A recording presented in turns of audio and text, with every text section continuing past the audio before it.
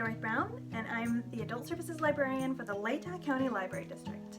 Today, we're going to make Waldorf Window Stars. These are made of a translucent kite paper, got a little bit of shine to it, and it is folded and glued together, and you hang it in your window and the light shines through it. Really pretty. So since the pandemic started, many of us have put a little extra work into making our windows pretty with rainbows, or putting teddy bears for bear hunts, or different things like that to kind of add a little more cheer to our neighborhoods and a little more cheer to us as we're spending more time in our homes.